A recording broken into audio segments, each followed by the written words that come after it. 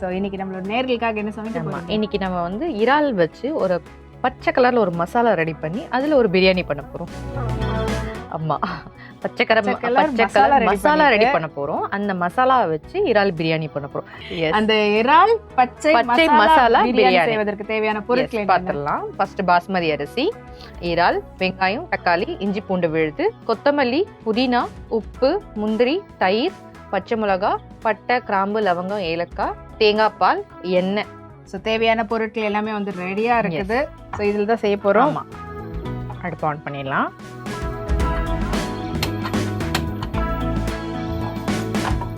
எப்பவுமே ஒரே மாதிரி பிரியாணி செஞ்சு சாப்பிடுறோம்ல, பிரியாணி கொஞ்சம் டிஃப்ரெண்டா செஞ்சு சாப்பிடுறோம். ஒரே பேட்டர்ன், அதாவது வீட்டில் ஒருத்தவங்களுக்கு செய்ய தெரிஞ்ச பிரியாணியை வச்சுதான் எப்பவுமே அதே மாதிரி செய்யக்கூடாது.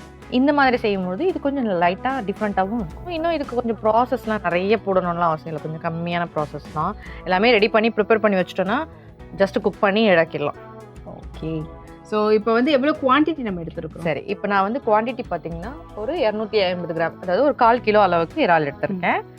அதுக்கே ஈக்குவலாவே 1/4 கிலோ அளவுக்கு பாஸ்மதி அரிசி எடுத்திருக்கேன். ஓகே, ஈக்குவலா ரைஸ்க்கு ஈக்குவலா தான் எப்பவுமே கறி நான் எது போட்டாலுமே ஈக்குவலா போடுவாங்க. ஸோ அது ஒரு 250 கிராம்னா இது ஒரு 250 கிராம் அந்த அளவுக்கு தான் எடுத்திருக்கேன். ஒரு கட்டு புதினாவும் ஒரு கட்டு கொத்தமல்லியும் எடுத்திருக்கோம். ஓகே. ஸோ இப்போ அதில் வந்து நம்ம எத்தனை வெங்காயம் எத்தனை தக்காளி? இதில் வந்து நான் 2 வெங்காயம், பல்லாரி வெங்காயத்தில் 2 வெங்காயம் எடுத்திருக்கேன். தக்காளிலையும் 2 தக்காளி எடுத்திருக்கேன். ஓகே. ஸோ இப்போ இந்த கிரீன் கலர் சொன்னீங்கல்ல, ஆமாம், என்னென்ன? ஒரு கட்டு கொத்தமல்லி, புதினா, பச்சை மிளகா, இந்த மூணையுமே ஒரு கட்டு எடுத்துக்கிட்டு அது நம்ம வந்து மைய விழுத அரைச்சோம்னா அந்த மைய விழுது இப்படிதான் இருக்கும். இதுதான் வந்து அந்த பச்சை மசாலா. ஓகே. இது வந்து நம்ம எடுக்கக்கூடிய ப்ரான் குவான்டிட்டிக்கு ஏற்ற மாதிரி. ஆமா, 250 கிராம் எடுத்தாலும் சரி, 1/2 கிலோ எடுத்தாலும் சரி, ஒரு கட்டு கொத்தமல்லியும் ஒரு கட்டு புதினாவும் தாராளமா போதும். அதுக்கு மேல நீங்க ஒரு 1 கிலோ 2 கிலோ அந்த மாதிரி செய்யறதா இருந்தா அப்ப கொத்தமல்லியும் புதினாவையும் அதிகப்படுத்திக்கலாம். ஓகே. ஸோ சட்டி சூடாயிடுச்சு, எண்ணெய் விடுறோம். என்ன இதுக்கு நான் வந்து இப்போ வந்து ரீஃபண்ட் ஆயில் தான் போடுறேன். ஓகே. ஆனா இந்த பிரியாணி வந்து மோஸ்ட்லி வந்து கோகோனட் ஆயில்ல செய்வாங்க. அது ரொம்ப டேஸ்டா இருக்கும். ஸோ நம்ம வந்து ரெகுலரா யூஸ் பண்ற மாதிரி ரீஃபண்ட் ஆயில ட்ரை பண்ணுவோம். ஓகே. ஸோ இது வந்து கோகோனட் ஆயிலையும் செஞ்சீங்கன்னா இன்னும் நல்லாவே இருக்கும் இந்த டேஸ்ட். ஆஸ் யூஷுவல் பிரியாணிக்கு தேவையான பொருட்கள் தான் 2 பட்டை, கிராம்பு, ஏலக்காய், இந்த மாதிரி விஷயங்கள் தான் போட போறோம். வெடிக்காது, பயப்பட. இது போட்டதுமே உடனே நம்ம இந்த வெங்காயத்தை போட்டுட்டோம்னா வெடிக்காது. ஐயோ, அந்த மசாலாலாம் எப்படி ஆயில்ல நம்ம ஃப்ரை ஆகும் அப்படின்னு யோசிக்க வேணாம், அதெல்லாம் ஆட்டோமேட்டிக்கா ஆயிடும். ஓகே. இப்போ இந்த வெங்காயம் வதங்கிறதுக்கு கொஞ்சமா வந்து உப்பு போட்டுக்கலாம். இப்போ இதுல ஒரு கைப்பிடி அளவுக்கு முந்திரி வச்சிருக்கேன். உடச்சு போடலாமா? அப்படியே போட்டுக்கலாம். அது அப்பதான் அழகா பாக்கிறதுக்கு நல்லாவும் இருக்கும். நம்ம ஆயில்ல வந்து டீப் ஃப்ரை பண்ணோம்னா முந்திரி வந்து ரொம்ப ப்ரௌன் கலர்ல மாறிடும். அதுக்கப்புறம் நம்ம ஒன்னொன்னா போடும்போது அது வேற மாதிரி ஆயிடும். இப்போ வந்து இந்த பட்டை, கிராம்பு, ஏலக்காய், பிரிஞ்சி இலை இது எல்லாமே கொஞ்சம் லைட்டா இதுவானதும் நம்ம வந்து வெங்காயம் போட்டுக்கிறோம். வெங்காயம் கொஞ்சம் நல்லா வதங்க ஆரம்பிக்கிறதுக்கு உப்பு போட்டிருக்கோம். அடுத்து முந்திரி போட்டிருக்கோம். இது எல்லாமே நல்லா வதங்க. இதுல முந்திரி மட்டும் போடலாமா? ஈவன் இல்ல, கிரேப்ஸ் எல்லாம் வேண்டாம். அதெல்லாம் போட்டோம்னா நம்மளுக்கு வந்து அது அந்த பிரியாணி வந்து வேற பிரியாணியா மாறிடும். இப்போ இது நல்லா வதங்க ஆரம்பிக்குது. இதுல வந்து நான் சின்னதா ஒரே ஒரு பச்சை மிளகா மட்டும் எதுவுமே கீராம இல்ல உடைக்காம அப்படியே போடுறேன். ஓகே. ஏன்னா ஆல்ரெடி அரைச்சோ இருக்கும். ஆமா, அரைச்சோ இருக்கும். இப்போ நம்ம அடுத்து என்ன பண்ண போறோம்னா, இது அப்படியே பொறுமையா வந்து லோ ஃப்ளேம்லயே நல்லா வதங்கட்டும். ஏன்னா இது கொஞ்சம் கோல்டன் ப்ரௌன் கலர் ஆகட்டும். இப்போ நம்ம அடுத்து என்ன பண்ண போறோம்னா, நம்ம ஒரு கிரீன் மசாலா ரெடி பண்ணி வச்சிருக்கோம்ல, ஸோ அடுத்த ப்ராசஸ் வந்து நம்ம பண்ண போறோம். நம்ம வாங்கி வச்சிருக்க இந்த 250 கிராம் அளவுக்கு இறா நம்ம வச்சிருக்கோம். சுத்தமா இல்ல, தண்ணியே இல்ல. இப்போ நம்ம வந்து ஒரு பச்சை கலர்ல ஒரு விழுது அரைச்சு வச்சிருக்கோம். இந்த பச்சை மசாலா விழுதை வந்து இந்த இறால்ல வந்து நம்ம அப்படியே ஆட் பண்ணிக்கலாம். கொத்தமல்லி, புதினா, பச்சை மிளகா, அவ்வளவுதான். அதுல உப்பு எதுவுமே போடாம நான் எதுவுமே போடல, உப்பு எதுவுமே போடல. இதுல வந்து கொஞ்சமா தயிர் போட்டுக்கலாம்.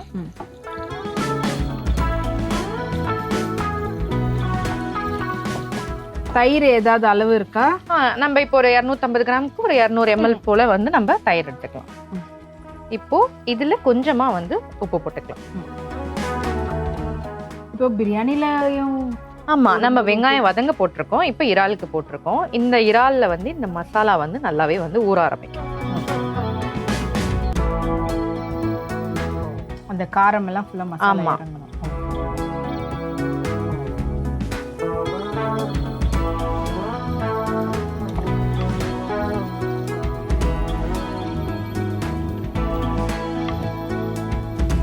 இது நல்லாவே இந்த மாதிரி முழுகிற அளவுக்கு இருக்கணும். அப்பதான் வந்து அது நம்மளுக்கு கரெக்டா இருக்கும். ஓகே, ஃபுல்லாக அந்த மசாலாவை வந்து நம்ம கவர் பண்ணி வைக்கிற விதமாக இந்த ப்ரான் வந்து இருக்கணும். ஸோ புதினா, கொத்தமல்லி, பச்சை மிளகாயை நல்லா அரைச்சி விழுதா அதோட சேர்த்து தயிர், கொஞ்சம் உப்பு போட்டு மசாலாவை வந்து மேரினேட் பண்ண மாதிரி வச்சிருக்கோம். இதை நம்ம அப்படியே வச்சிட வேண்டியதா. இது ஒரு இது எவ்வளவு நேரம் ஊறினாலும் நமக்கு டேஸ்ட் தான். ஓகே, ஸோ இப்போ வந்து வெங்காயம் வதங்கிக்கிட்டு இருக்குது. வெங்காயம் நல்லா வதங்கிட்டு இருக்கு. இப்போ கோல்டன் ப்ரௌன் ஆயிடுச்சு. இப்போ நம்ம அடுத்து போடலாம். இப்போ அடுத்து வந்து நம்ம வந்து இஞ்சி பூண்டு விழுது போட்டுக்கலாம். நம்ம இப்போ வந்து அந்த இறால் கிரீன் மசாலா ரெடி பண்ணும்போது அதில் நம்ம இஞ்சி பூண்டு விழுதெல்லாம் எதுவுமே நம்ம போடல. ஸோ இப்போ இது பிரியாணிக்கு தேவையான அளவுக்கு நம்ம வந்து இஞ்சி பூண்டு விழுது மசாலாவை போட்டுக்கலாம். ஓகே,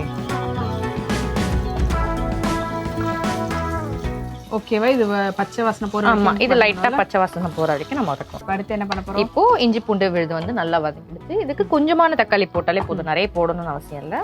ஸோ தயிர் போட்டிருக்க புளிப்புக்கு, ஸோ இதுக்கு கொஞ்சமான தக்காளி போட்டு, ஒரு தக்காளி அளவு. ஆமா, ஒரு சின்ன தக்காளி அளவுக்கு போட்டுக்கலாம். இப்போ இதுவும் கொஞ்சம் நல்லா வதங்கட்டும். இது ரொம்ப வதங்கணும்னு அவசியம் இல்லை, இது லைட்டா வதங்கினா மட்டும் போதும். இப்போ நம்ம வந்து புதினா வந்து ஆல்ரெடி அரைச்சு விழுதா போட்டிருக்கோம். இப்போ அந்த புதினா தெரியணுன்றதுக்காக பிரியாணிக்காக ஒரு 2-3 இலை போட்டா போதும். ஸோ இது எல்லாமே கொஞ்சம் நல்லா வதங்க. தெரியணுன்றதை விட ஃப்ளேவர், ஸ்மெல். ஆமா,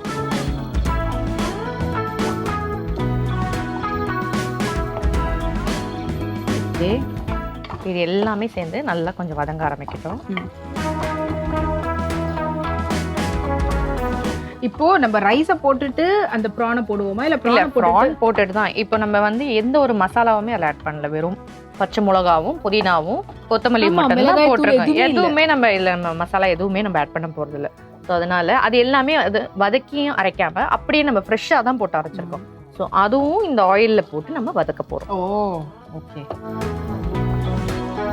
இந்த தக்காளி ஓரளவுக்கு வதங்க ஆரம்பிச்சிருச்சு. மேஷ் ஆகணும்னு அவசியம் இல்லை, அந்த லைட்டா அந்த மாதிரி வந்தா மட்டும் போதும். இப்போ நம்ம இந்த மசாலால ஊற வச்சிருக்க இந்த ப்ரானும் இந்த மசாலாவோட அப்படியே இதுல இறக்கிடும். இதுதான் காரம், வேற எந்த காரமும் நம்ம ஆட் பண்ணல. இதுல மஞ்சத்தூள், மிளகாய் தூள் அந்த மாதிரி எதுவுமே ஆட் பண்ணல. நீங்க ப்ரானை வாஷ் பண்ணும்பொழுது கொஞ்சமா மஞ்சத்தூள் போட்டு அதை வாஷ் பண்ணிக்கோங்க. இப்போ இந்த ப்ரான்ல இருந்து அந்த எண்ணெய் பிரிஞ்சு நமக்கு வர ஆரம்பிக்கணும். ஸோ இந்த ஸ்டேஜில் பிரியாணிக்கு தேவையான அளவுக்கு நம்ம வந்து கொஞ்சமா வந்து உப்பு போட்டுக்கலாம். இது வந்து பிரியாணிக்கு தேவை. ஆமா, பிரியாணிக்கு தேவை. ஏன்னா இறால்ல போட்டிருக்கோம், வெங்காயம் வதங்கும் போது போட்டிருக்கோம். இப்போ பிரியாணிக்கு தேவை, மொத்த பிரியாணிக்கு தேவையான உப்பு வந்து இப்போ போட்டுக்கலாம். இப்போ வந்து நல்லாவே ஒரு மிக்ஸ் கொடுத்து கொஞ்ச நேரம் இதை அப்படியே விட்டோம்னா அதுவே வந்து தன்னால வந்து எண்ணெய் பிரிஞ்சு வர ஆரம்பிக்கும். ஓகே, ஸோ அந்த ஸ்டேஜில் நம்ம வச்சிருக்க தேங்காய் பால் ஆட் பண்ணி நம்ம ரைஸை போட வேண்டியது. இப்போ வந்து இது கொஞ்சம் நல்லாவே இந்த இறால்ல இருக்க தண்ணி விட ஆரம்பிக்கும். இந்த பிரியாணியை பொறுத்த வரைக்கும் கொஞ்சம் தண்ணி மட்டும் பார்த்து நம்ம போட்டுக்கணும். ஏன்னா நம்ம வந்து போடுறது எல்லாமே பேஸ்ட் தான். ஆமா, புதினாவும் பேஸ்ட் தான், கொத்தமல்லியும் பேஸ்ட் தான். அது இல்லாமல் கர்டு யூஸ் பண்றோம், அதுலயும் தண்ணி இருக்கும், கோகனட் மில்க் இருக்கும். ஸோ இதில் தண்ணி மட்டும் கொஞ்சம் பார்த்து போட்டுக்கணும். இப்போ நான் ஒரு கப் அளவுக்கு அரிசி எடுத்திருக்கேன். ஸோ அதில் வந்து ஒரு 1.5 கப், அதாவது 1.5 கப் 1.5 அந்த ரேஷியோவில் தான் வந்து நான் தண்ணி எடுத்திருக்கேன். இப்போ நம்ம இது லைட்டாக இப்போ வந்து கொதிக்க ஆரம்பிக்குது. இப்போ தண்ணி ஊற்றணுமா? ஆமாம். இப்போ நம்ம என்ன பண்ண போகிறோம்னா நம்ம வச்சிருக்க தேங்காய் பாலையும் தண்ணியும் இதில் ஆட் பண்ண போகிறோம். ஓகே, ஸ்ட்ரக்சரும் வந்து மாற ஆரம்பிச்சிருச்சு பாருங்க. சுருள ஆரம்பிச்சிருச்சு. ஸோ இது வந்து வதங்கிடுச்சு நல்லாவே ஆயிலில்.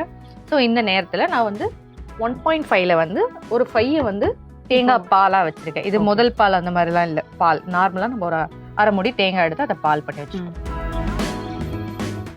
ஸோ இந்த தேங்காய் பாலையும் இதில் போட்டுக்கலாம். ஓகே, ஸோ அதே மாதிரி இந்த கப்பில் வந்து இதே கப்பில் வந்து தண்ணி எடுத்துக்கலாம். அந்த மசாலா ஒட்டிட்டு இருக்கு, அதுலேயும் ஊற்றிக்கலாமா? அதை இல்லை, நம்ம இதுலேயே போட்டுக்கலாம்.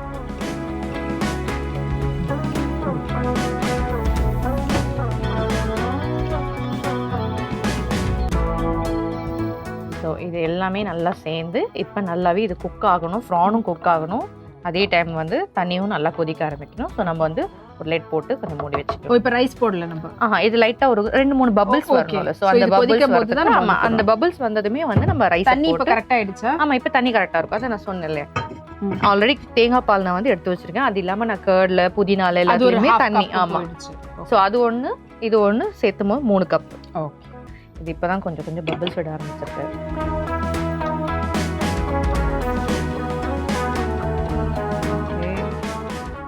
சோ இப்போ கிரீன் வந்துருச்சு. கோல்டன் எப்படி வர ரைஸ் போட்டிங்கன்னா கோல்டன் வந்துடும். இப்போ வந்து பாஸ்மதி அரிசி எடுத்து நம்ம ஊற வச்சிருக்கோம். ஸோ அதில் இருக்க தண்ணி எல்லாத்தையுமே வடிச்சிடலாம். அப்படியே விட்டோம்னா உடஞ்சிடும். ஆக்சுவலி இதை கழுவி தான் எடுத்து வச்சு. ஆமாம், இதை எடுத்து நான் வாஷ் பண்ணி தான் சோக் பண்ணி வச்சிருக்கேன்.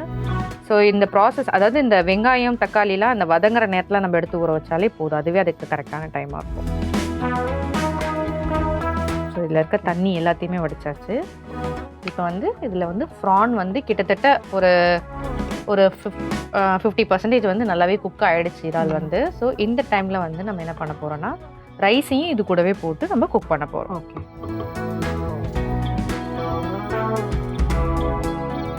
ஸோ ரைஸ் போடும்போது கரெக்டாக பாயில் நல்லா ஆகும்போது அந்த பபிள்ஸ் நல்லா வரும்பொழுது ரைஸ் நீங்கள் போட்டுக்கலாம்.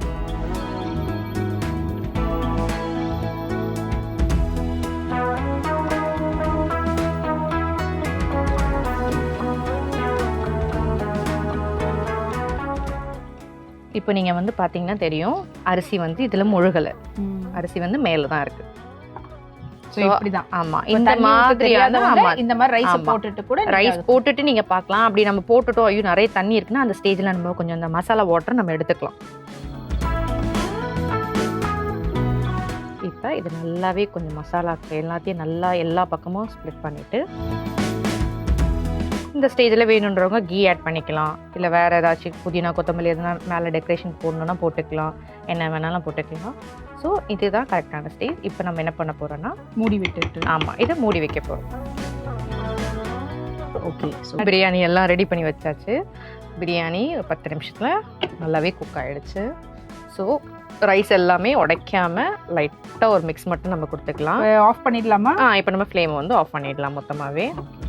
ஸோ இது வந்து நம்ம தேங்காய் பாலுன்றதுனால கொஞ்சம் அந்த ஒரு லைட்டாக அந்த ஒரு ஒயிட் அண்ட் க்ரீன் கலரில் தான் நமக்கு இருக்கும். ஸோ இப்போ நம்மளோட பிரியாணி ரெடி. எப்படி நம்ம செஞ்சோன்ற செய்முறை விளக்கத்தை சொல்லிடுங்க. ஃபர்ஸ்ட் நம்ம ஒரு சட்டி வச்சுக்கிறோம். சட்டி கொஞ்சம் காஞ்சதோ அதில் எண்ணெய் போட்டுக்கிறோம். எண்ணெய் நல்லா காஞ்சதோ அதில் பட்டை, கிராம்பு, லவங்கம், ஏலக்காய், பிரிஞ்சி இலை இதெல்லாம் போட்டுக்கிறோம். அது எல்லாமே நல்லா வதங்கினதுமே அதில் வெங்காயம் போட்டுக்கிறோம். வெங்காயம் நல்லா வதங்கினதுமே அதில் இஞ்சி பூண்டு விழுது போடுறோம். இஞ்சி பூண்டு விழுது நல்லா வதங்கினதும் தக்காளி போடுறோம்.